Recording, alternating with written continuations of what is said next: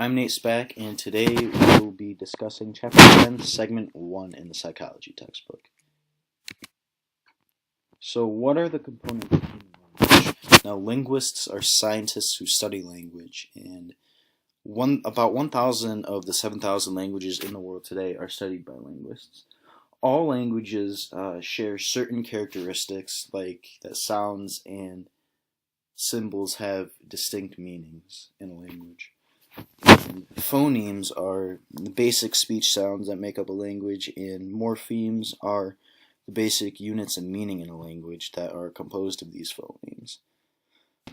Now, semantics and syntax are important as well, and semantics is the study of the meaning of words, and syntax is the rules for constructing sentences and phrases in a language. Now, Noam Chomsky proposed that there's a surface structure and a deep structure to language as well.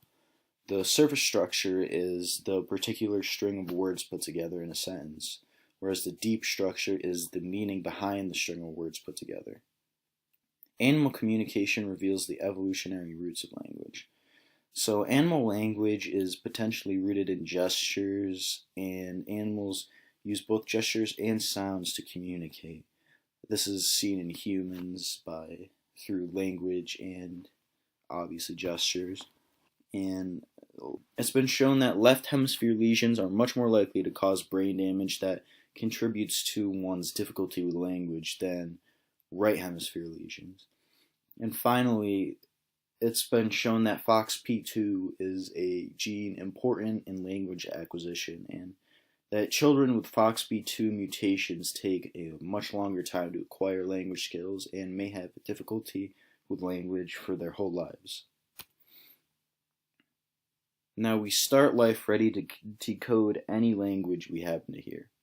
Children as young as newborns are particularly attentive to language, and they're willing to work in order to hear it. And also, they're fascinated typically by watching talking faces. And the sequence of language milestones in a child is almost always the same. However, the specific age that children reach these milestones can vary. And by 6 months old, usually children start to babble, and babbling is just the meaningless sounds strung together by infants that resemble speech. And as the child learns to articulate specific words, they'll begin to use telegraphic speech, which is the communication form in young children which uses just a few words to get the point across.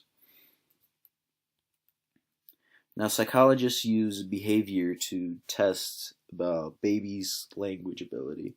So babies as young as 4 months are eager to learn language and are able to differentiate between similar sounds according to research. After hearing the same sound over and over again, babies become habituated to it, and this is kind of like saying they get used to it. To habituate is to stop reacting to a stimulus after it becomes constant and repetitive. And in adults, they have trouble differentiating between phonemes in different languages, whereas babies can differentiate between almost any phoneme regardless of language. Motherese is usually helpful in babies' development of language and language understanding.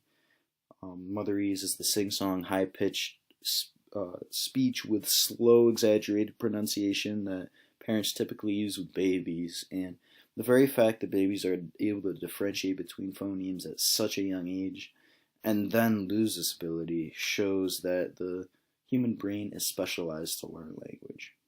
I'm Nate Spack, and that's my presentation.